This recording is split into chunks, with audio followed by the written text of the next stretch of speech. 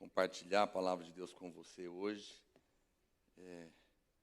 Nós, só lembrando e ressaltando, né, nós tivemos a conferência, como eu falei, nós tivemos muitos lançamentos, como vocês viram aí. Depois, se você deseja, você pode passar ali na livraria, todo esse material está lá. Quero recomendar a você também, o pastor está trazendo ali para mim, se você, eu não sei se você já fez algum devocional na sua vida, em algum ano, é uma ferramenta muito abençoadora, porque às vezes a gente quer ter uma disciplina de oração diária, e aí, tem dias que você precisa orar mesmo, que você vai chorar, você está angustiado, né? Mas muitos dias você não sabe o que ler, o que orar, né? Você não tem uma palavra no seu coração para te sustentar. Então, devocionais são muito bons, porque eles nos ajudam. Sempre tem uma palavra de fé, uma palavra de consolo, de proteção.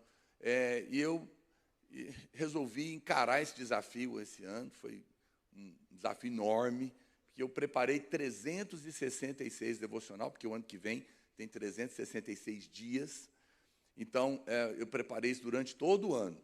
Eu gravei o material, 366 vídeos, depois eu transcrevi eles, resumi, porque não dá em uma página só, os vídeos são bem maiores, e resolvi publicar. Então, está aqui, é um devocional, na presença do Pai. São 366 devocionais, um para cada dia do ano 2024.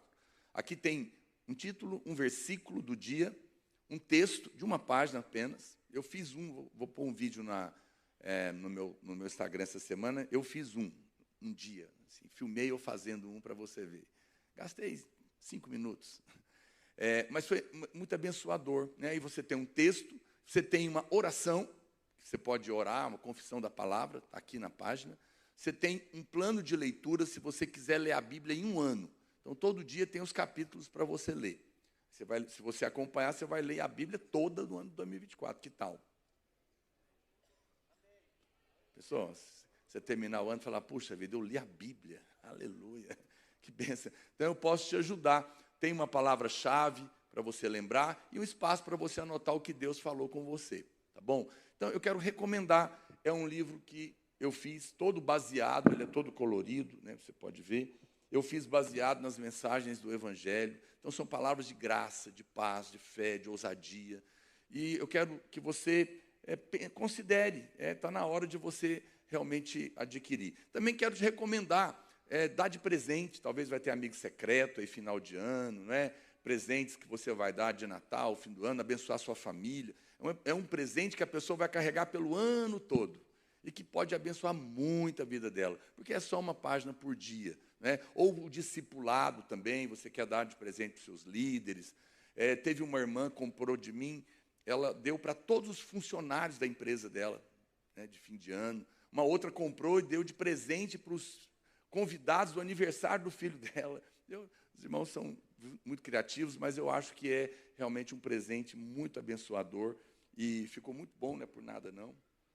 Mas vale a pena. Passa na livraria depois e confere. Mas está acabando. Graças a Deus. Eu fiz só 3.000 e já está quase acabando. Mas ainda tem um pouco lá, tá bom? Se você é empresário, quer comprar para a sua empresa, você pode comprar no atacado. Aí lá na livraria eles têm o contato também. Então fica aí a dica para você, tá bom? Aleluia. Queridos, eu quero compartilhar hoje sobre um assunto que não é o que está aí na revista, tá bom? Mas você acredita, né, que você é alguém que Deus escolheu, sim ou não? Porque se você foi salvo, significa que Deus te escolheu. Deus salvou a todos que Ele escolheu.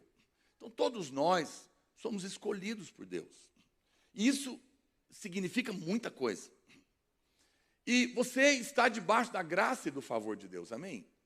Mas, às vezes, acontecem coisas na nossa vida que a gente não consegue compreender. E muitos irmãos nos perguntam honestamente, pastor, eu sou crente, eu sou salvo, não é? Eu estou firme aqui na igreja, eu creio na graça de Deus, mas esse ano aconteceram muitas coisas ruins comigo. E muitos estão passando por isso. Um irmão mesmo mandou, muitos irmãos mandam, querendo entender, pastor, por que eu estou sofrendo? Por que eu estou passando essa luta tão terrível na minha vida financeira, no meu casamento, na minha empresa, na minha alma? Por que isso acontece?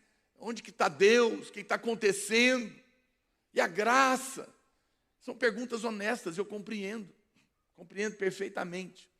E não entendemos, às vezes, que Deus tem planos na nossa vida, mas para o nosso bem, e por causa da sua graça infinita, Ele precisa agir na nossa vida. Ele precisa trabalhar na nossa vida, para que aquilo que Ele tem para fazer possa acontecer, e não se torne um peso, e não desmorone a nossa vida. Eu quero falar uma palavra para você que passa por luta, por sofrimento, ou que passou, ou está passando, e não entende por que isso está acontecendo com você. O irmão, hoje de manhã, contou um testemunho, ele mandou por escrito para o pastor Aloísio. Ele era crente há muitos anos, casado, pai de família. Ele falou no testemunho dele, ele ainda fala, eu vivia na igreja. A vida era na igreja, ele não era da videira. Eu sempre fui dizimista, sempre liderei, estava envolvido em tudo que a igreja fazia, mas de repente eu fui demitido. Na verdade, ele tinha uma empresa, a empresa quebrou. Eu não me lembro exatamente os detalhes, mas mais ou menos por aí. É até bom mudar um pouquinho, porque eu não revelo nomes quando eu conto testemunho, né? Para guardar o irmão. E ele conta que ele perdeu tudo, quebrou, ficou sem nada, e por fim a mulher dele foi embora com outro homem, ou alguma coisa assim, ou foi embora. E ele disse que ficou tão destruído, que não tinha outra coisa, ele ficou muito mal, muito angustiado com aquela situação, foi morar na casa, acho que da avó dele, de favor, e então ele foi, o único trabalho que ele conseguiu foi trabalhar de Uber. E aí, trabalhando de Uber, mexendo no rádio, caiu na Vinha FM e começou a ouvir do Evangelho da Graça. E ele, no meio de muita tribulação, ele disse que, já muito desanimado, começou a ouvir, e Deus foi restaurando a fé dele, o coração dele, por longo prazo. Depois ele veio para cá, nessa situação toda, e depois de muito tempo, ouvindo, e Deus fazendo na vida dele, ele contou como Deus restaurou a vida dele de uma maneira impressionante, e hoje foi tudo restaurado, a família, o casamento, a empresa dele, inclusive. Deus restaurou todas as áreas da sua vida. Hoje, segundo ele, é a maior empresa do ramo dele. Foi um processo que ele passou. Deus tinha o dobro para ele, coisas mais altas, mas por alguma razão precisou primeiro passar pelo quebrantamento. Você sabe, quando eu me converti, eu tinha tido uma oportunidade, eu tinha tido empresa, eu tive agência de propaganda, eu fazia eventos, essa era a vida no momento em que eu me converti. Mas eu não imaginava o que Deus tinha para mim, eu jamais sonhei que eu poderia pregar num prédio como esse, que eu acompanharia as igrejas que eu acompanho, as supervisões, os lugares que eu vou pregar. Nunca sonhei, nunca nem imaginei, muito menos que eu ia ser crente ou pastor ou coisa assim. Mas quando eu me converti, eu não sabia de nada disso, eu estava tão feliz, tão alegre com a minha salvação, mas a primeira coisa que me aconteceu foi algo parecido. Eu quebrei de virar pó. Eu não tinha nem onde morar. Tive que morar de favor no apartamento que o meu sogro cedeu, porque a Marília e a irmã dela moravam lá, a irmã dela mudou para Brasília, passou no concurso, sobrou esse apartamento de 50 metros quadrados, daqueles que a gente dá um passo, está na sala, no outro está no quarto e no outro na cozinha. E acabou. Mas glória a Deus por ele. Fui morar lá. Desempregado por 3 anos, casado, sem condição de pagar nada. Andando de ônibus, favor, orando, fazia seminário, me envolvi. Logo Deus me chamou para ser pastor, mas eu tive a convicção do chamado. Mas eu tive a convicção do chamado, e quando ele veio, as coisas ficaram muito ruins.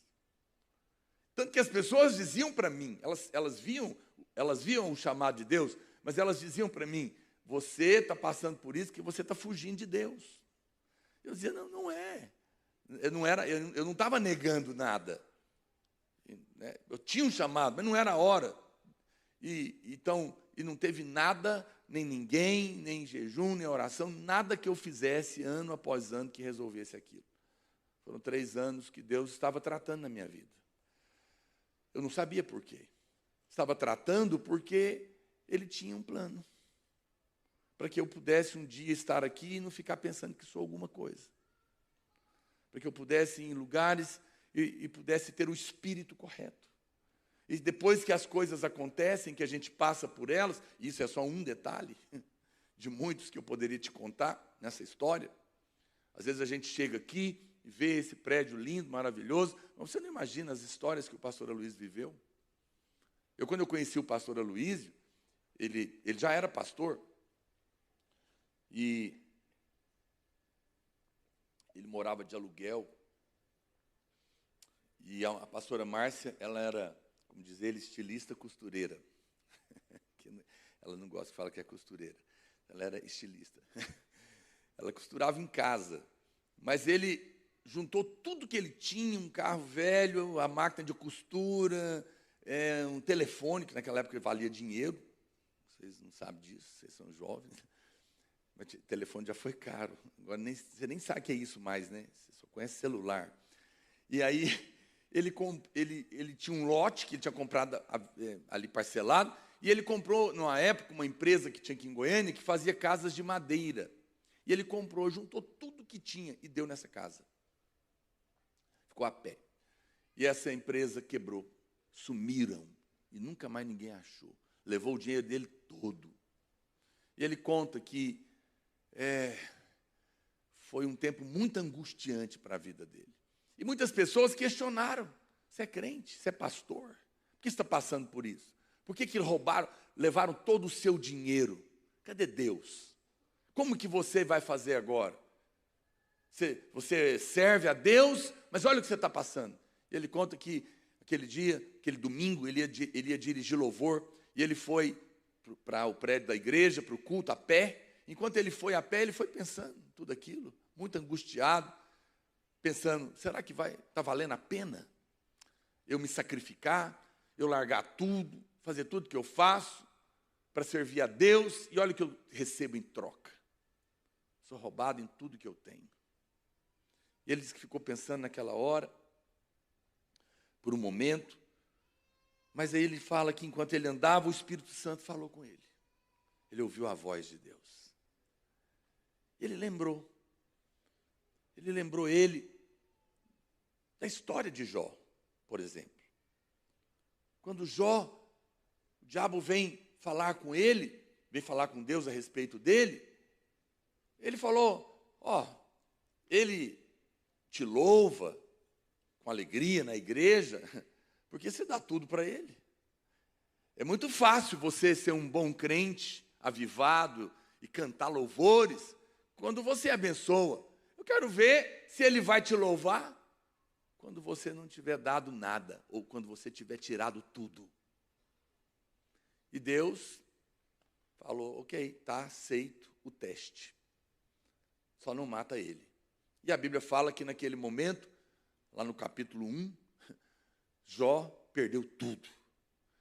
Mas ele fala Deus deu, Deus tirou, louvado seja o nome do Senhor. Esse é o capítulo 1. A história não termina aí. A história de Jó completa termina no capítulo 42. 42. No 42, no capítulo 1, ele fala: Deus deu, Deus tirou, louvado seja o nome do Senhor. Mas no 42, ele fala: Deus deu, o diabo tirou, Deus devolveu em dobro. Ele vê a história toda.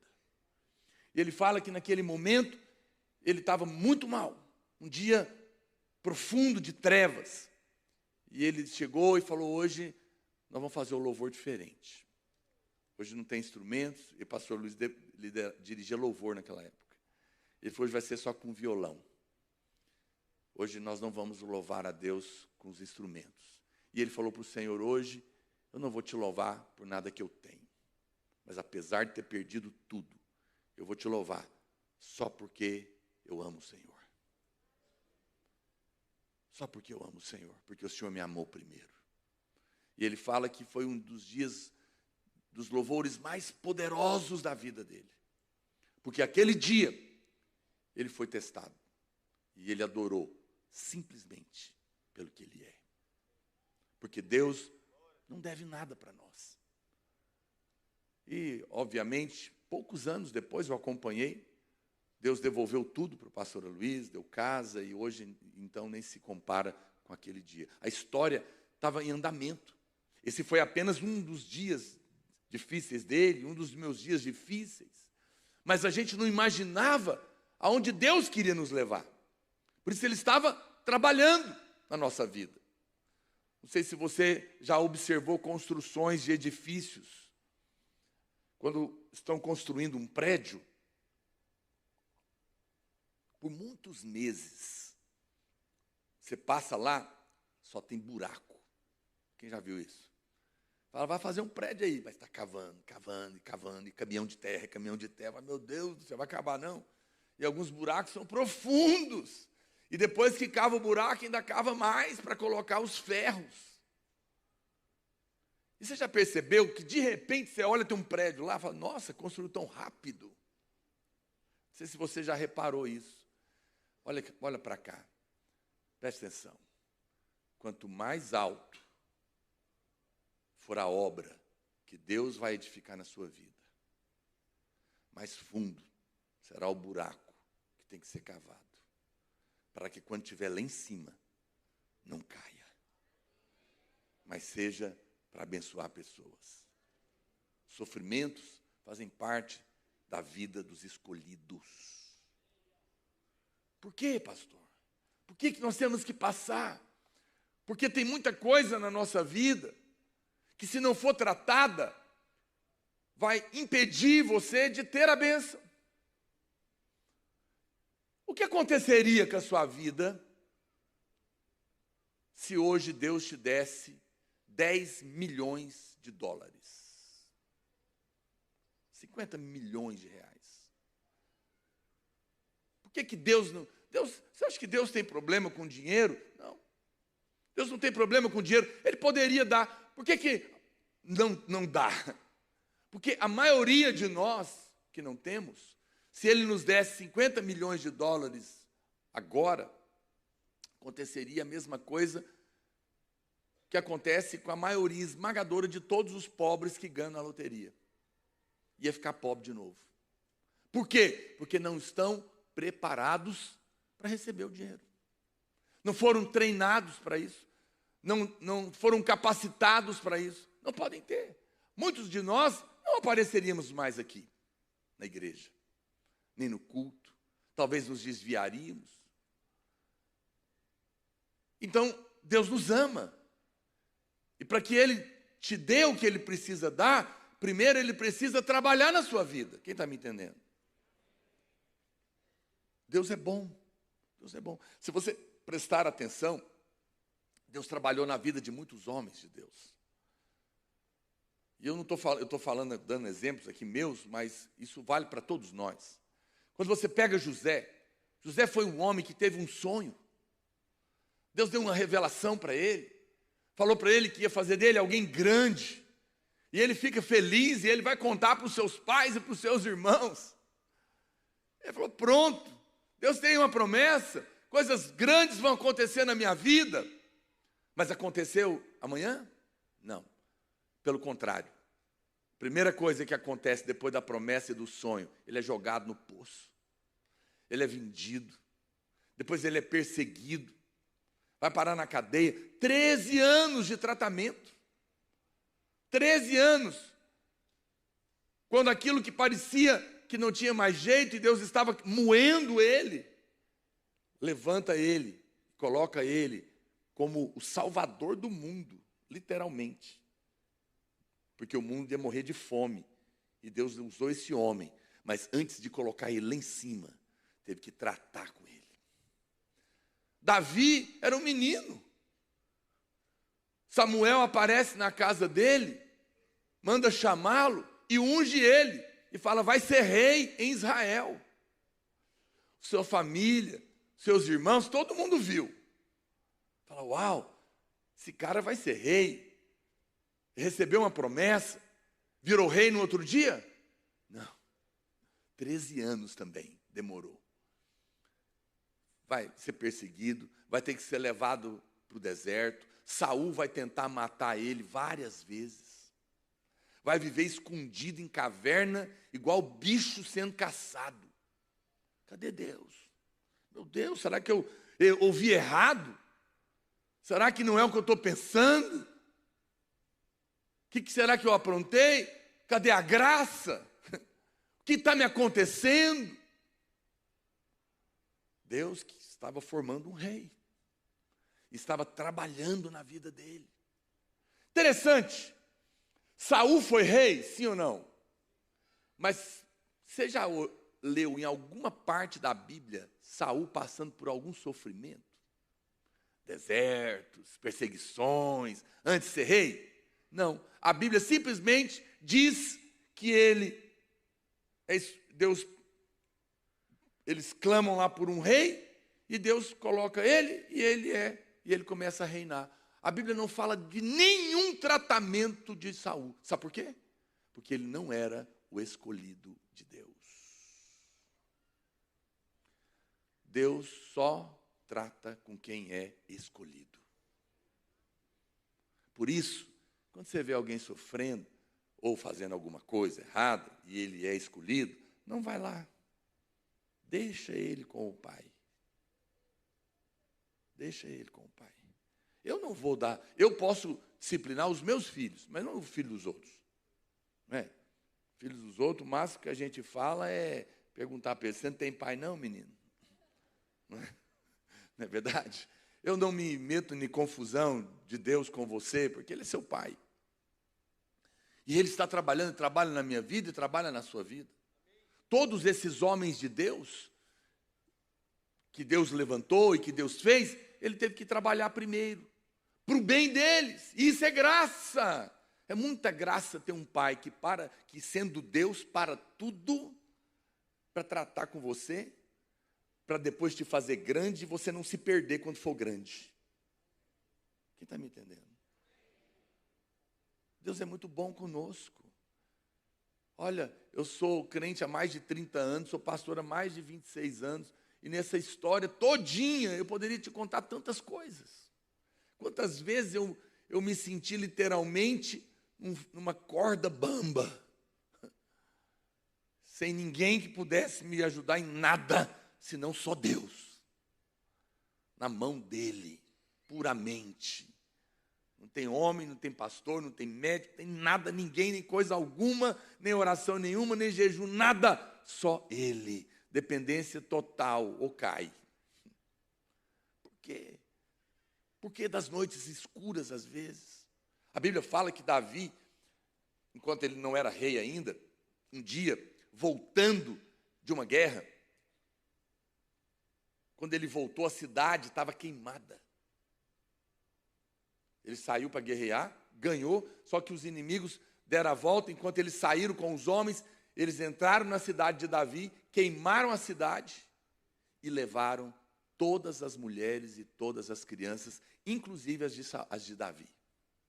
E a Bíblia fala que Davi reuniu os guerreiros e choraram.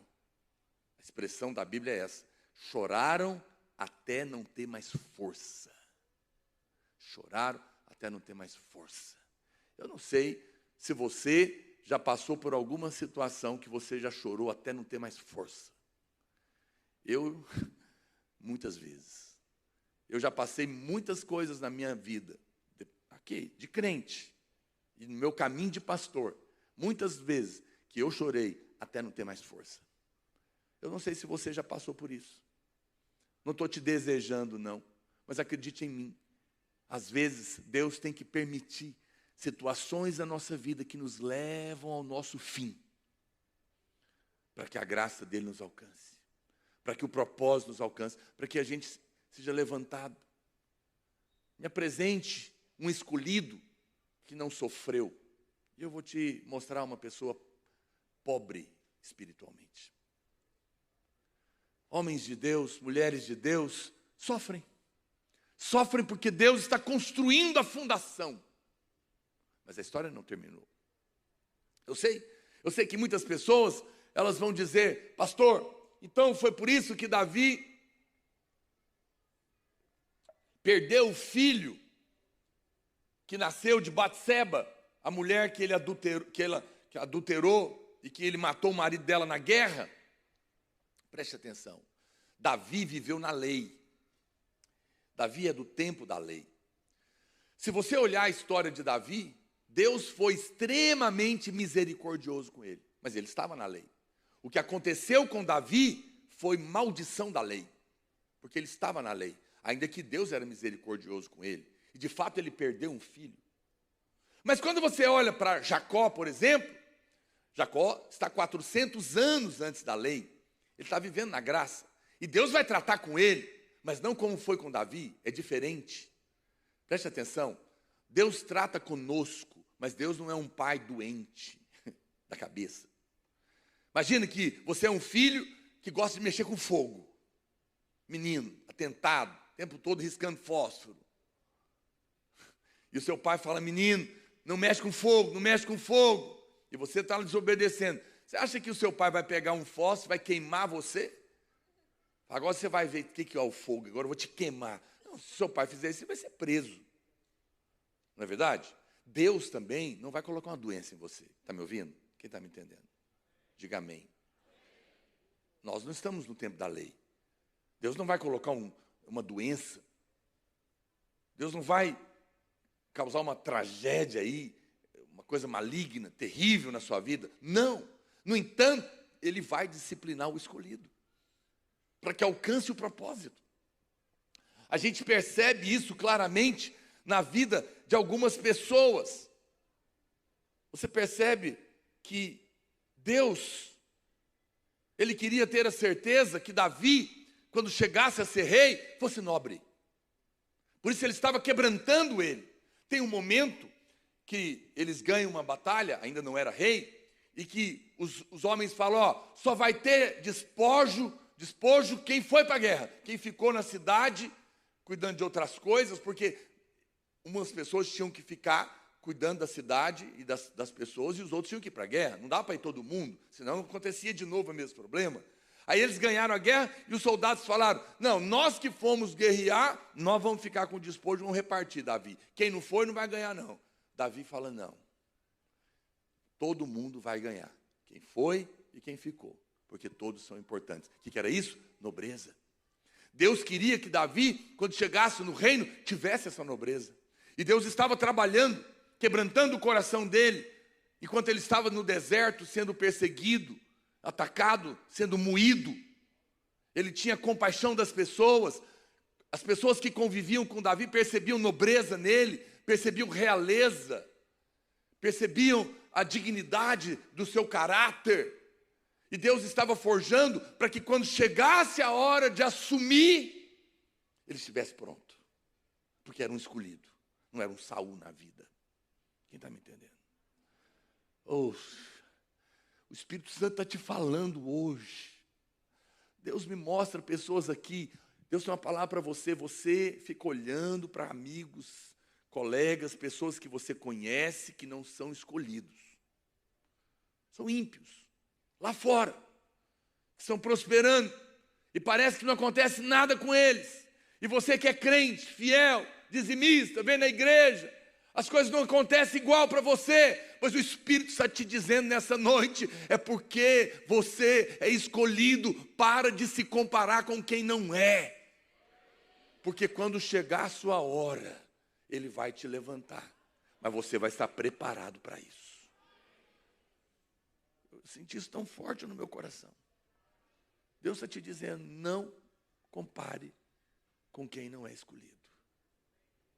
Eu não trato com eles. são Saul. Você não, você é Davi. Eu tenho planos na sua vida. A coisa é diferente.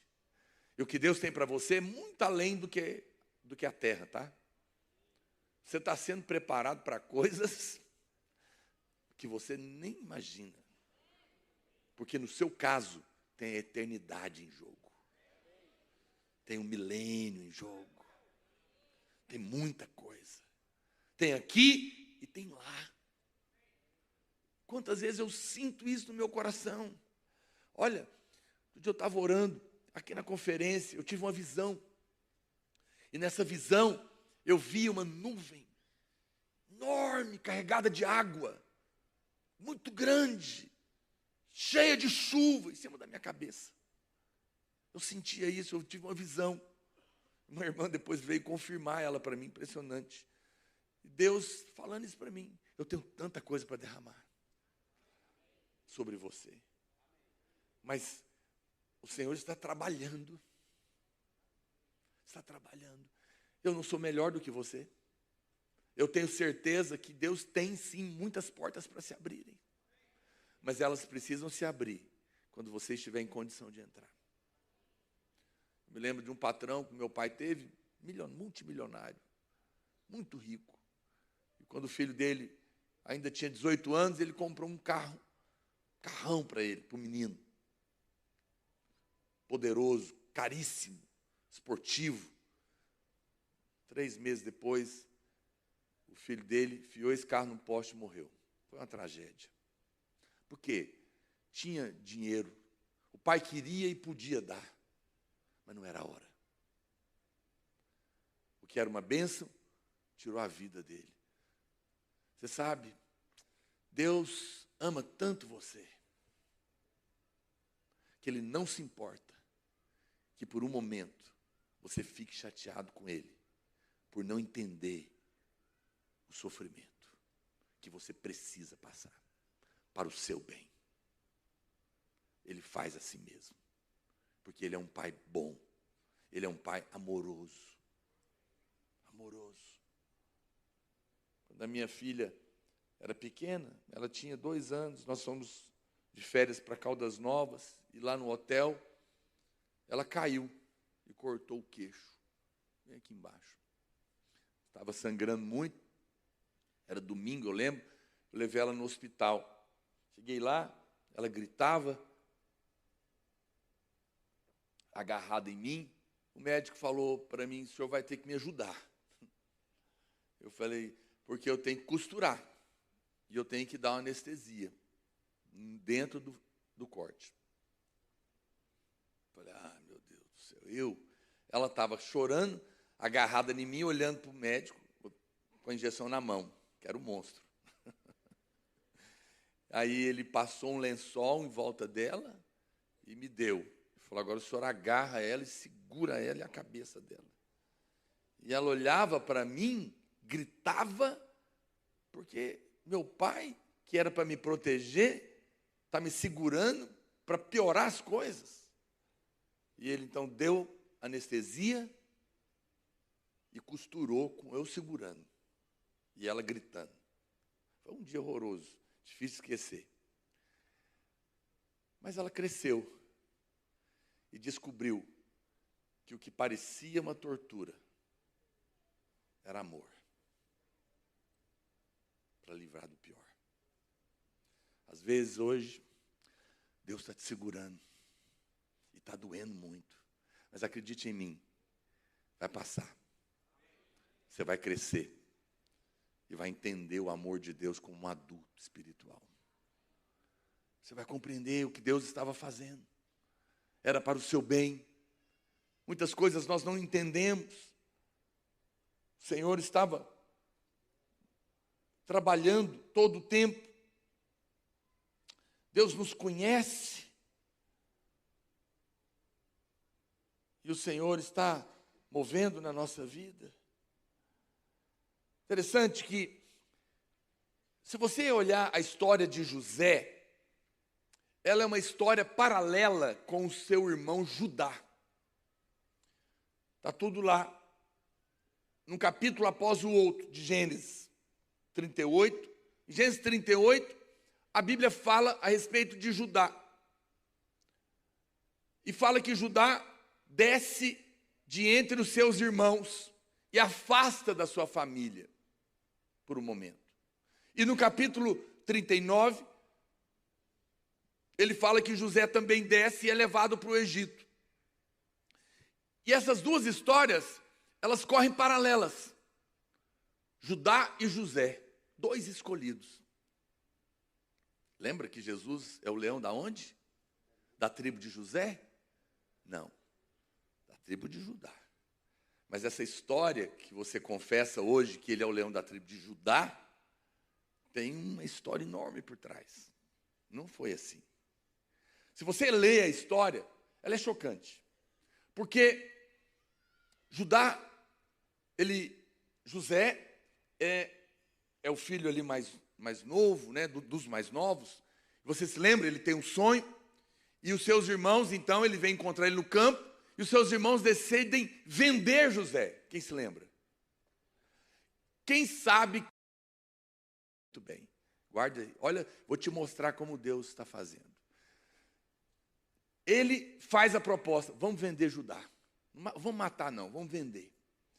Aí eles pegam e eles matam um animal e suja ali a manta dele de sangue para falar para o pai que um animal teria comido ele. Então, eles enganam o pai com uma pele de animal sujo. Guarda isso. E eles vendem. José agora é vendido. E ele é vendido para a casa de Potifar. Muito bem. A história de Judá acontece paralelamente porque ele se afasta da sua família e vai viver em outro lugar. E a Bíblia fala que ele teve ali, acho que 3 filhos. E o filho casado com Tamar faleceu. Naquela época tinha uma lei chamada Lei do Levirato, que era uma lei que dizia que se um filho se casar e morrer, então o outro irmão deve possuir a esposa dele para dar descendência. E então morreu esse, não teve filho, o outro também não teve filho e morreu, e só sobrou o caçula, só que ele era muito pequeno. E aí Judá fala para Tamar, a nora, falou, olha, quando ele crescer, eu te dou a minha palavra, eu vou te dar ele como marido para você ter descendência. E vou cumprir a lei do levirato.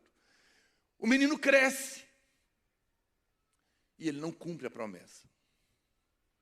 Tamar, então, se veste de prostituta, vai para um caminho onde ele sabia que Judá passava, se disfarça, ele não reconhece, ela seduz, e ele tem uma relação sexual com ela, e ela engravida.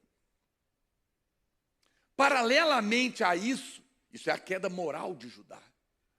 Ele engana, é mau caráter e cai em prostituição. Ele não tem dinheiro para pagar na hora, ele deixa o cajado dele. Olha para cá, homens, dou uma palavra para você. Todas as vezes que um escolhido deita com uma prostituta, ele deixa o cajado na cama dela. O cajado significa autoridade. Todas as vezes que você é levado por uma prostituta, a sua autoridade na sua família fica na cama da prostituta. Seus filhos não vão te respeitar mais, sua mulher não vai te respeitar mais, sua família não vai te respeitar mais, a sua autoridade vai ser deixada lá. Paralelamente a isso, José é tentado pela mulher de Potifar, na mesma cama, mas foge e diz, jamais pecarei contra o meu Deus. Veja, Judá está caindo, parece que não está acontecendo nada, José está dando respostas, mas não está acontecendo nada também, continua preso. Os dois são escolhidos, Deus está tratando. José está sendo tratado, foi jogado no poço, foi vendido, agora ele tem que fugir, se ele cai na cama da mulher de Potifar, estava lá até hoje, né? Até hoje não, porque ela tinha morrido. mas não teria sido contada a sua história até o final. Agora, a Bíblia fala que 3 meses depois chega a notícia para Judá. Judá está sabendo, a sua nora está grávida. E ele, impetuoso, arrogante, opressor, diz: traz ela. Sabe o que ele manda fazer? Vamos queimá-la em praça pública. Vamos queimar. Deixa eu ver se eu acho que eu anotei aqui o versículo. Eu acho que é um pouquinho. Gênesis, coloca Gênesis 38 para mim aí, verso 24. Deixa eu ver se é esse. Gênesis 38. Passado quase 3 meses, foi dito a Judá: Tamar, sua nora, adulterou, pois está grávida. Então disse Judá: tirai-a para fora, que seja queimada. Cruel, cara arrogante, orgulhoso. Verso 25. E tirando-a, mandou ela dizer a seu sogro: do homem de quem são estas coisas, o cajado, eu concebi. Ele tinha deixado lá, ele voltou para resgatar. Depois as pessoas disseram: não tem prostituta nenhuma aqui, nunca teve. Ela tinha ido embora. Do homem a quem eu concebi são essas coisas. E disse mais: reconhece de quem é este selo, e este cordão, e este cajado. Verso 26. Aqui começa o tratamento de Judá, através de Tamar. Ele cometeu uma crueldade. Ele era escolhido. Ele estava indo para o pecado. Ele era um homem arrogante, orgulhoso, violento, ignorante. Agora, ele é exposto. Deus precisava tratar. E ele faz isso através de Tamar, a sua nora. Reconheceu Judá. A primeira coisa que muda o tratamento de Deus é quando você passa a admitir o seu erro. Está certo. Eu errei. Ele fala: mais justa é ela do que eu. Veja, se ela deveria ser queimada, porque ela adulterou, sim ou não, irmãos? Sim. Mas ele era pior do que ela. Se ela que deveria ser queimada é mais justa que ele, o que deveria ser feito com ele? Mais justa é ela do que eu. Porquanto não a dei a selar meu filho e nunca mais a possuiu. Aqui começa, ele é exposto, ele é envergonhado, seu pecado é colocado na frente de todo mundo. Ele perde certamente a autoridade, mas aqui começa a restauração de Judá, porque ele admite, e Deus precisa expor o erro para o bem dele. Ele seria parte da descendência de Jesus. Se você ler a genealogia de Jesus, sabe quem está lá? Judá e Tamar. Os dois serão colocados lá, depois de serem tratados. E por isso Jesus é o leão da tribo de Judá, desse cara aí. E a Bíblia fala, depois disso, ele vai voltar para sua família. Agora, a família está passando fome. E eles não têm o que comer. Ele reúne com os seus irmãos para ir negociar comida com o governador do Egito. Mas não sabia que o governador do Egito era o seu irmão José, que tinha sido vendido por ele como escravo. Mas Deus está tratando com ele. E quando ele chega lá, José reconhece seus irmãos. Ele sabe de tudo. Mas José já tinha sido aprovado, porque José já tinha perdoado eles. Tanto é que quando eles descobrem que José era o irmão deles, José fala: pode te aproximar, não vou fazer mal nenhum para vocês. Vocês estão tudo perdoados. Vocês me venderam para me fazer o mal, mas Deus estava pensando no bem. Se vocês não me vendessem, eu não estaria aqui hoje, não poderia salvar vocês nem todo mundo.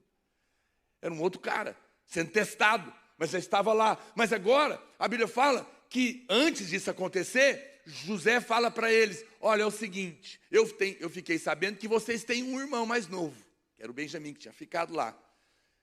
E vocês, para mim, não sei, talvez vocês sejam espias. É o seguinte, eu só vou dar comida se primeiro vocês trouxerem o Benjamim. E ele vai ficar aqui, e aí vocês levam comida para o seu pai. Aí, olha para cá. A Bíblia diz que Judá chega para ele e fala assim: é verdade, a gente tem um irmão mais novo.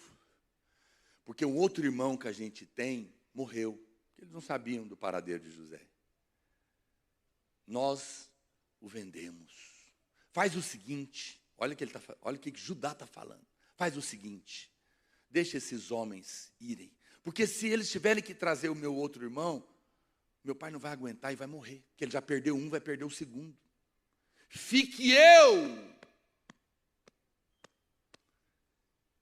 Em outras palavras, que te vendi como escravo, fique eu como escravo para salvar os meus irmãos. É por isso que Jesus é o leão da tribo de Judá, porque agora tinha um homem transformado. E Jesus é o nosso irmão que foi vendido no nosso lugar para nos salvar. Por isso ele é o leão da tribo de Judá, porque agora Deus tinha tratado com ele. E ele que um dia vendeu como escravo a José, agora se ofereceu como escravo para salvar a família. Deus tinha alcançado o que precisava. O orgulho tinha sido quebrado. A natureza errada tinha sido quebrada. A injustiça tinha sido tratada. A justiça própria tinha sido destruída na vergonha que ele passou com Tamar. Agora, Deus podia usá-lo e restaurá-lo para o propósito. E esse homem viria a participar da descendência de Jesus. E até hoje nós estamos aqui pregando todos os domingos a respeito do leão da tribo de Judá. Deus trata os escolhidos. José foi moído, mas Deus o colocou lá. Você vê, por duas razões diferentes, nem sempre Deus vai tratar somente aquele que está fazendo a coisa errada. Ele tratou quem estava torto, porque ele tinha um plano, e ele tratou quem estava certo, José. É um exemplo de dois tratamentos. Você fica pensando que Deus só trata o crente que apronta. Não. Ele trata todos os escolhidos, porque ele quer construir algo grande na sua vida. Às vezes ele tem que escavar. São situações diferentes. Eu sei que você fala, pastor, eu acho que Deus não vai me tratar não, porque eu faço umas coisinhas erradas, mas é pouca coisa.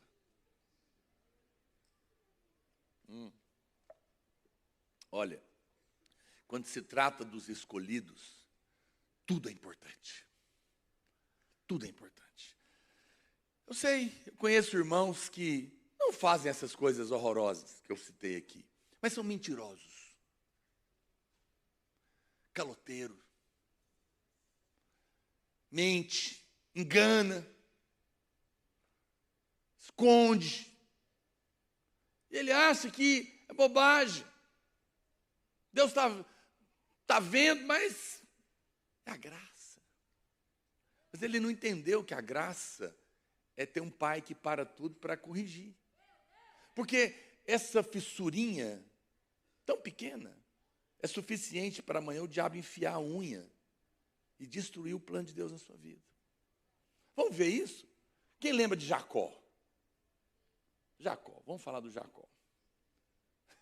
Sabe quem que ele virou? Ele virou Israel. Era escolhido? Sim ou não? Quem lembra o que ele fez? O Jacó enganou quem? O pai dele. Como que ele enganou o pai dele? Jacó enganou o pai dele. O Jacó é o pai do Judá, viu? Essa família abençoada. E aí, é uma família chamada. Aleluia. Oh, glória. Família bendita do Senhor. Veja, o Jacó, ele enganou o pai dele, porque o pai dele gostava mais do irmão, o Esaú, que era cabeludo, caçador. Mas ele queria a bênção. Aí a Bíblia fala que ele mata um animal, arranca a pele e põe em cima do pelo dele, com o perfume do irmão dele, porque o pai dele estava cego na altura, e ele sente o cheiro, porque não consegue discernir quem é quem, até discerne a voz, mas ele fala, não, mas o Jacó não tem cabelo, não tem pelo. E ele engana o pai dele e é abençoado. E depois, ele morre, e o irmão dele, o Esaú, vai tentar matar ele. Ele clama a Deus. E Deus fala, não, eu estou com você.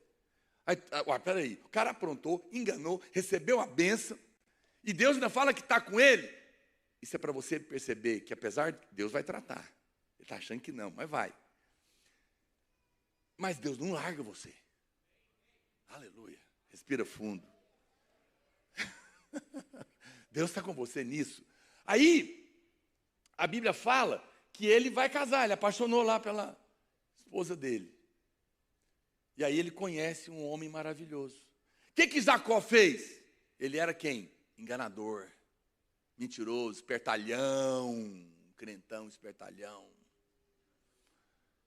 Só que agora ele conhece o Labão, campeão na enganação.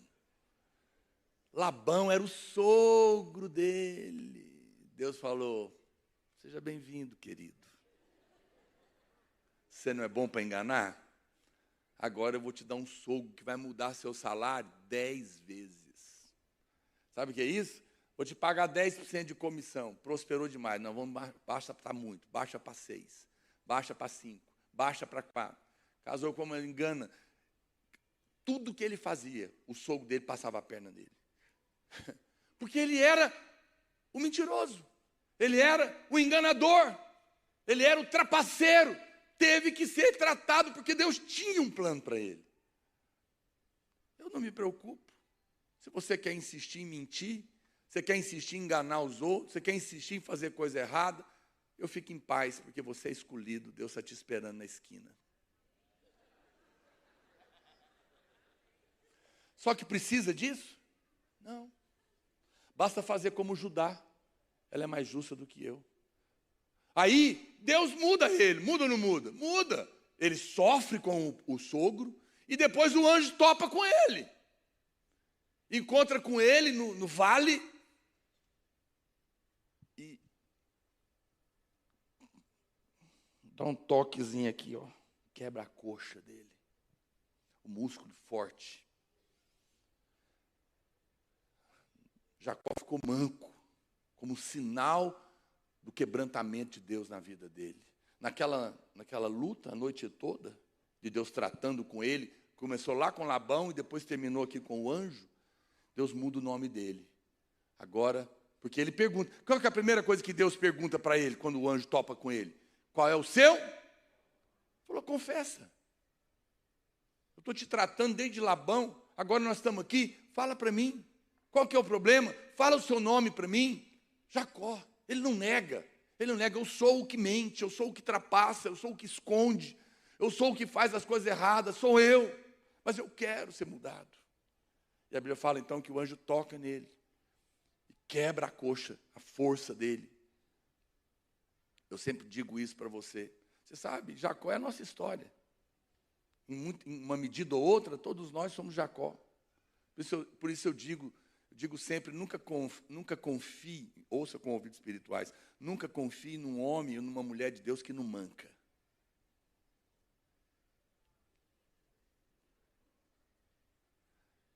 Mas se alguém já foi quebrado por Deus, pode confiar nele, porque dói pra caramba. Ai, pastor, tem gente que já está até com a mão na perna, né? Não precisa, se você sabe, você pode orar. Eu oro, eu te ensino a orar. Ore a Deus, Senhor, fala comigo. Não trata comigo, não. Fala comigo. Se você for humilde, você vai ser livre de muito tratamento. Deus não tem prazer, nunca tive prazer de bater nos meus filhos. Nunca tive prazer. Todas as vezes que eu disciplinei, fiz por amor. Disciplinei para que depois não tivesse que apanhar da Rotan. E espero que nunca apanhe. Porque eu faço com amor e misericórdia, eles não. E está certo. Mas Deus nos ama. Veja, nem sempre Deus trata dessa maneira. Você quer ver um exemplo? Davi, só um exemplo. Olha aqui, você lembra então como que Jacó engana o pai dele? Com pelo de carneiro sujo de sangue. Como que depois os filhos dele enganaram ele sobre José? Quando vieram contar que o filho sumiu, trouxeram a túnica feita de pele de animal suja de sangue. Poxa vida, você vai ter aquilo que você insiste em fazer. Para com isso. Fala para o Senhor te ajudar. Fala hoje, Deus do céu, não quero mais ser essa tortura. Não tem que se mudar, você não é capaz. Mas se você clamar, você pode ser livrado da dor do tratamento que é necessário. Se você insistir, Deus é paciente, Deus é longânimo, Deus é misericordioso, mas Deus te ama o suficiente para não deixar passar em branco. Veja, nem sempre tem que ser assim. Quando Davi assume o reino, ele quer trazer a arca de volta, que tinha sido levada pelos filisteus, lembra? Estou aqui contando um monte de história, porque não dá tempo de eu ler tudo, depois você lê na Bíblia. Mas acredite em mim, está tudo lá. Se você fizer meu devocional, pelo menos 366 versículos você vai ler ano que vem. Se você não quiser fazer o plano de leitura. Veja, os filisteus tinham roubado a arca, que era a presença de Deus. Aí, Davi chega e fala, como é que eles levaram? Levaram na carroça. Então manda trazer de volta. Mas essa foi a maneira que o mundo levou, não é a maneira de Deus. Davi deveria saber que não era assim. E ele manda trazer de volta, coloca numa carroça. A Bíblia fala que a carroça vem vindo, os bois tropeçam, um sujeito chamado Uzá vai tentar segurar, pega nela e morre. Uzá significa força do braço. Deus estava falando para ele, todas as vezes que você tentar segurar o meu mover na força do seu braço, é morte. Não é assim. Não é assim. E Davi, a Bíblia fala que Davi fica muito chateado. Ele estava errado, mas ele fica magoado com Deus. Impressionante. Ele que fez errado, mas agora ele estava ainda chateado. Ele tinha errado da maneira de trazer a arca. 1 Crônicas, capítulo 13, está falando disso. Diz assim, Davi ficou triste, porque o Senhor havia ferido a Uzá com tal castigo. E aquele lugar tem sido chamado até hoje de Peres-Uzá. Peres-Uzá. Interessante, até os dias de hoje. Essa palavrinha, Peres-Uzá, significa brecha de Uzá. Brecha de Uzá. O lugar que aconteceu ali, aquela situação. Não foi nem com Davi, foi com aquela pessoa. Mas Davi chama de Peres-Uzá. Deus, no singular. Quando Deus vai falar de um erro dos seus filhos, é uma brecha.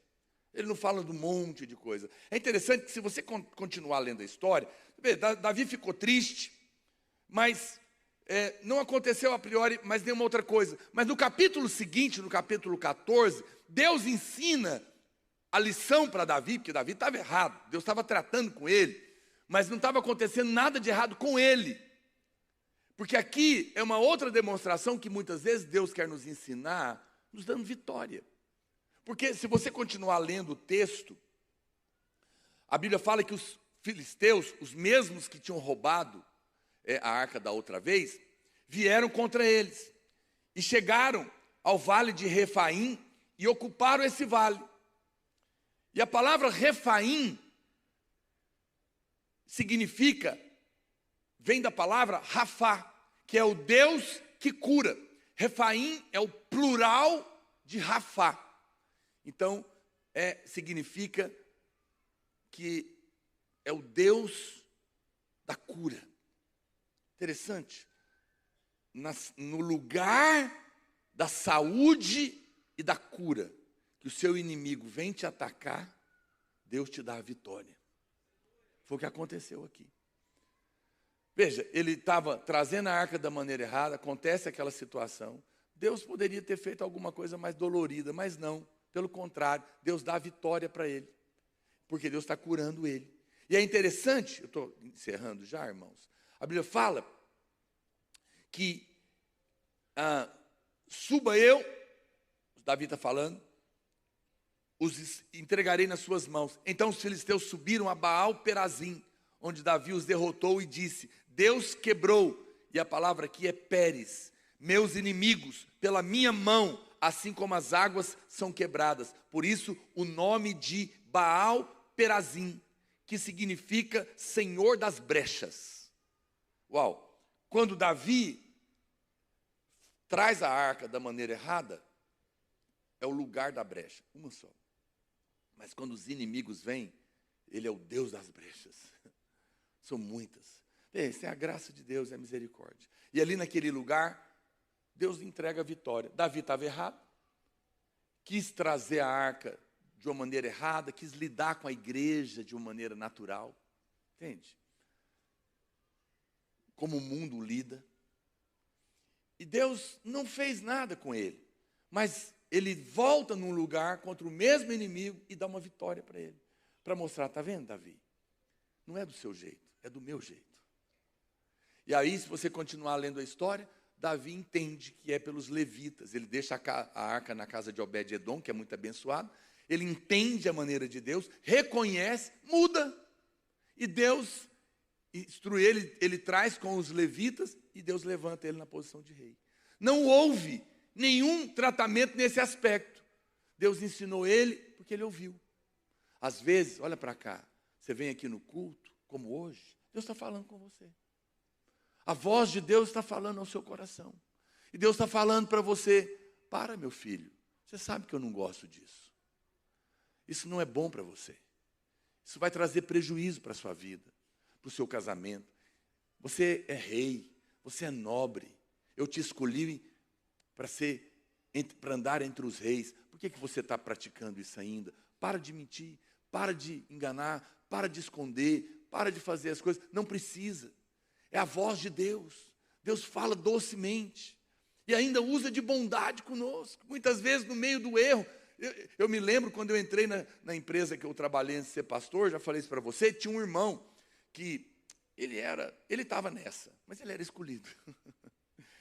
E só que ele estava aprontando confusão. Mas sabe, aquele ano, ele passou comigo, e ele às vezes estava na igreja, às vezes no mundo, aquela confusão toda, mas mesmo assim, Deus o abençoou. E ele prosperou muito. No final do ano, eu me lembro, a gente ainda reunia no prédio ali, ele me procurou no culto da virada. E ele veio chorando, e ele falou, ele era muito assim, dramático, ele falou: eu queria que você orasse comigo hoje, eu queria converter de novo. Eu falei: por quê? Ele falou: porque eu errei tanto o ano todo, e todo dia eu saía para trabalhar esperando que alguma coisa ruim ia me acontecer, Deus ia fazer eu bater o carro, eu ia pegar uma doença, mas ao contrário, Deus não fez nada, e me abençoou o ano inteiro. E por causa dessa bondade, agora eu quero andar com Deus. Veja, bondade de Deus constrangeu. Ele ouviu, não precisou passar pelas outras coisas. Quem está me entendendo? Mas se você insiste, para o seu bem, ele precisa tratar. A última coisa. Pastor, por que às vezes isso tem que acontecer? Muito bem. Você lembra de Pedro, o apóstolo? O apóstolo Pedro, é o último exemplo que eu quero dar, a gente vai encerrar. O apóstolo Pedro, a Bíblia fala que na última ceia, olha para cá, estava tendo uma discussão lá. Quem era o maior? Eu acredito que Pedro começou essa conversa porque ele era o líder. Então ele queria provar isso. Jesus estava para ser morto. E aí, eu acho que Pedro falou assim: eu sou maior, porque ele entregou para mim as chaves do reino. Eu acho que Tomé falou: duvido. Né? E Judas planejou roubar a chave. Aí Jesus chega e ele pega, ele está sabendo da conversa, ele pega a toalha e começa a lavar o pé de todo mundo. Ele não dá uma bronca neles. Ele diz: olha, vocês estão discutindo quem é o maior. Quem quiser ser o maior, sirva a todos. E aí, naquela hora, eles começam a fazer declarações. Jesus falou: eu vou para a cruz, eu vou morrer. E o Pedro fala o que para ele? Todos podem te negar. Eu não. Eu não. Se precisar, eu vou morrer com você, porque eu sou Pedro. Aí, pouco tempo depois, Jesus fala para Pedro assim: Simão, Simão. Sua mãe já chamou o seu nome assim? Cláudia, Cláudia. José, José. Nosso pai e nossa mãe, quando fala o nome repetido, a coisa está feia, né? Jesus não. Ele estava dando valor. Porque, engraçado, né? Você sabe, Simão era o antigo nome de Pedro. Simão é cana frágil, Pedro é pedra. Ele já tinha tido uma revelação que tinha mudado a vida dele. Mas agora, quando Jesus fala Simão, Simão, é porque Pedro estava voltando ao estilo antigo da vida dele. Era o crente que estava desviando. Natural. E aí Jesus fala para ele: ô Simão, Satanás me pediu para peneirar sua vida. Olha lá, ó. Não é esse versículo não. Não sei, deixa eu ver se eu anotei. Achei que ele tinha mudado. Lucas 22:31, coloca para mim. Simão, Simão, eis que Satanás vos reclamou para vos peneirar como trigo. Essa palavra reclamar é exigir. Você sabe o que é peneirar? Você já peneirou areia? Você peneira para tirar impureza, não é? Às vezes ainda tem sujeira, aí você passa a peneira, aí a areia cai limpinha e a sujeira fica nela. E Jesus falou que não ia deixar o diabo fazer nada. Olha o verso 32. Se o diabo falasse: ó, eu vou peneirar o fulano, eu ia fazer guerra espiritual, batalha, está amarrado, não vai, em nome de Jesus, vai levantar por um caminho, por 7 vai sair. Não, Jesus falou: eu, porém, não falei nada para o diabo, roguei por ti, para que a tua fé não desfaleça. Em outras palavras, você vai ser peneirado. Que Deus te ajude. Tu, pois, quando te converteres, essa palavra que é restaurado, ele já estava vendo lá na frente, porque ele estava orando para que a fé dele fosse fortalecida na hora do teste. Fortalece os seus irmãos. Aí a Bíblia fala que Jesus é preso e é levado lá para ser julgado, e Pedro vai seguindo. E aí a empregada da casa, nem foi diante do oficial, foi da empregada, falar: eu te vi com ele. Ele negou. Não, te vi, é você sim, a sua voz não nega. Não sou eu. Na terceira vez, a Bíblia fala que ele negou e xingou. Falou um palavrão para ela. Veja que coisa terrível. E nessa hora, Jesus estava pregado lá, ou estava indo para a cruz. A Bíblia fala que ele olha para Pedro. Aquela mulher estava condenando ele. O que você acha que o olhar de Jesus estava falando para Pedro? Eu não te condeno. Eu te avisei. Você está sendo peneirado. E Pedro então foge. Fica humilhado. A Bíblia fala que ele caiu em si. Ele viu o orgulho dele, achando que ele era alguma coisa. E a Bíblia fala que ele foi chorar. profundamente, amargamente. Talvez foi como Davi, foi chorar até não ter mais força, porque descobriu que não era essa coisa toda que achou que era. Tinha muito orgulho nele, tinha muita justiça própria, se achava bom demais, se achava melhor do que os seus irmãos. Só que Deus tinha um plano para ele. Ele era escolhido. Jesus morre, ressuscita. Pedro foi tratado e Pedro deu a resposta. Ele reconheceu que não era. E quando Jesus aparece para as mulheres, ele fala uma palavra: avisa os discípulos que eu vou aparecer para eles em tal lugar. E avisa também a Pedro. Só o Pedro que foi citado. A Bíblia fala que Jesus vem, restaura ele, porque ele agora é transformado. Seu ego ficou lá exposto. Ele foi humilhado, ele deixou a justiça própria, e agora Deus poderia levantá-lo. Pedro é colocado como líder da igreja. Poucos dias depois ele prega, e 3.000 pessoas se convertem. Havia sido aprovado, agora podia ser levantado. Olha para cá, Deus não está testando você para te abater. Deus está testando para te aprovar. O seu sofrimento não é para destruir você, é para promover você. Só que antes de Deus te promover, Ele precisa te preparar. Porque se Ele te der o dinheiro na hora errada, você vai desviar.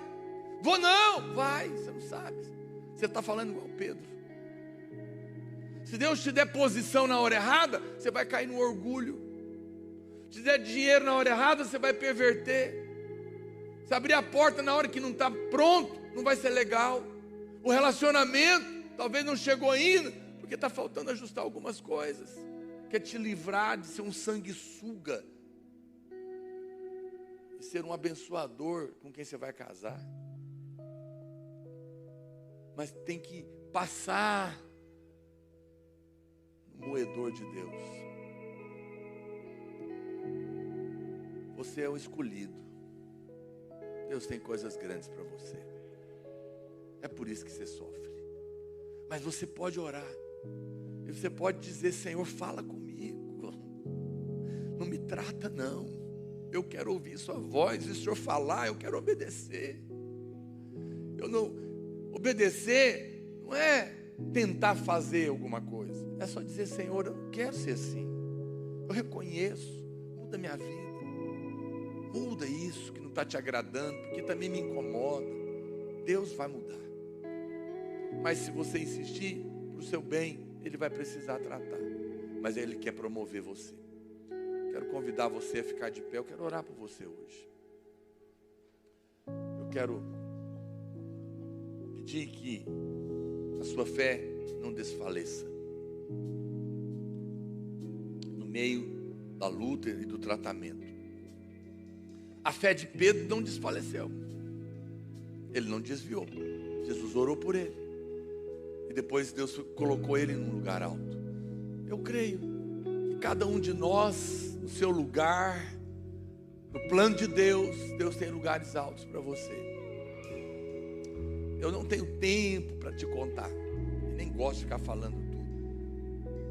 Não gosto de ficar falando de mim para você. Deus já me deu a graça que poucos pastores tiveram. Poucos pastores puderam pregar 4 vezes no estádio de futebol lotado, para 50.000 pessoas, como eu já tive essa graça de liderar projetos assim, pregar para lugares assim, sendo que eu era o mais incapaz da minha família. Eu jamais, meu Deus do céu, escrever livro, barbaridade, devocional então. Eu nunca teria capacidade para nada. Mas se Deus me deu a graça, Ele tinha esse plano para mim. Mas se eu fosse te contar quantas noites eu chorei até perder a força,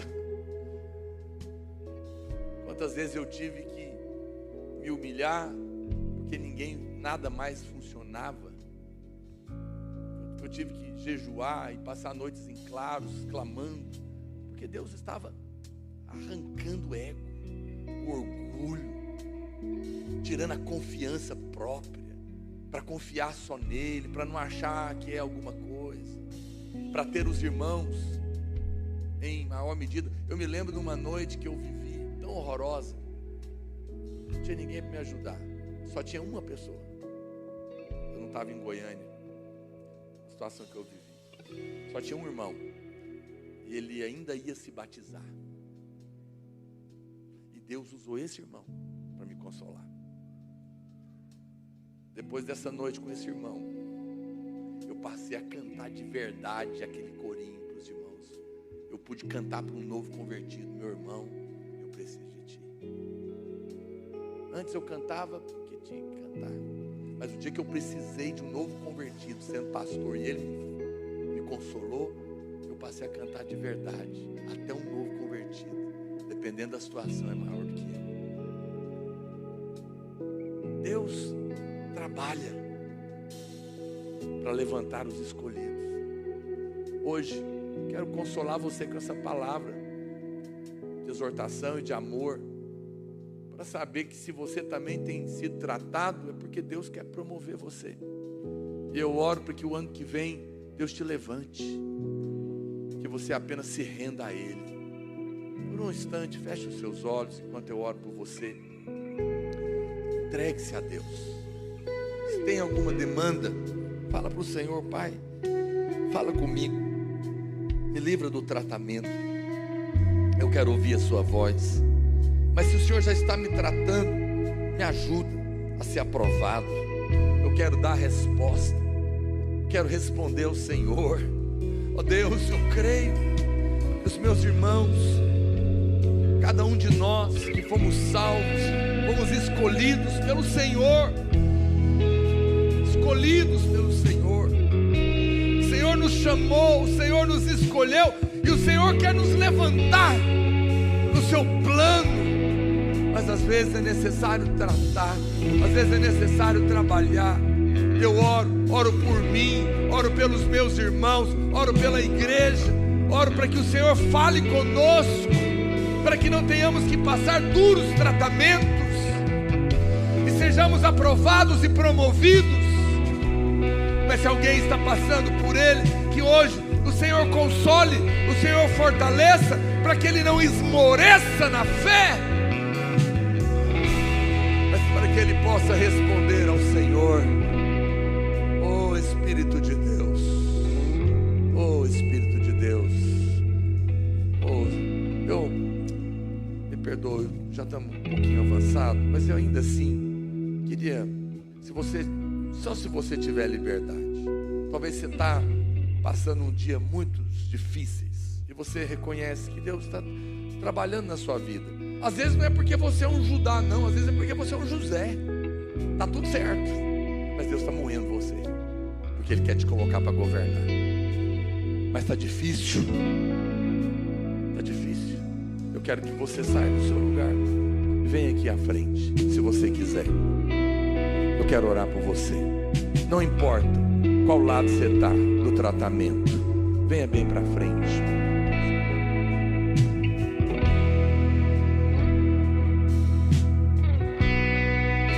Preciso de ti,